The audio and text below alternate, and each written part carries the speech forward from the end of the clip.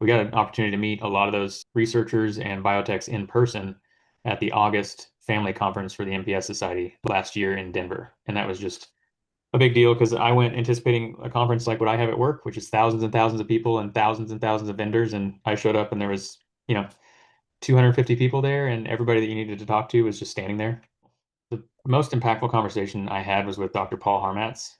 He had worked with a drug that had been treating type B kids for a while, but it just never made that last mile to get into kids. We were nervous about that treatment, but we saw that it had just been picked up by another biotech. And, I went to that conversation saying, I know this treatment won't work for us, for our kids, but what's the next treatment? He was like, wait. I've seen this drug and it works really good.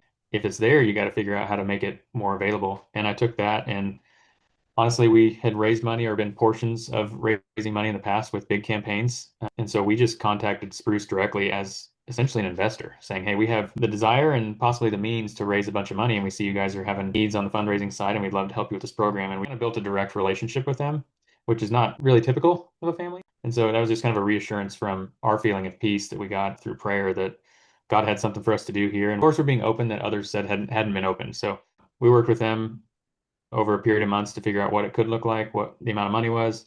Once we had that budget, we essentially sent that to the foundations and said, hey, this is what we found as a family, and this could actually treat a lot of kids in the type B community in the US. Are you willing to partner with us? And that's kind of how things started with the big fundraising push last fall. 5.5 million, but they needed $3.8 million about 5 weeks from the time they told us this. So by December 1st, they said they had to cut a PO to their manufacturer to get that drug made. So we had 5 weeks to raise $3.8 million.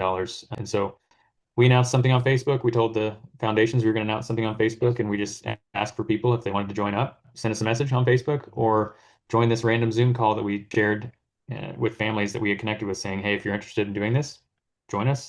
I think that first family call, we had 12 families, maybe 15, talked about the program.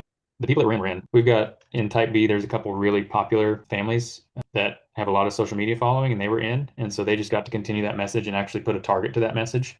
They'd already been raising funds, but it basically supercharged them. A couple of them raised a couple $100,000 pretty quick. One of them raised well over $1 million really, really quickly. One of the families was on the Duck Dynasty podcast at one point. Professional athletes were contributing money.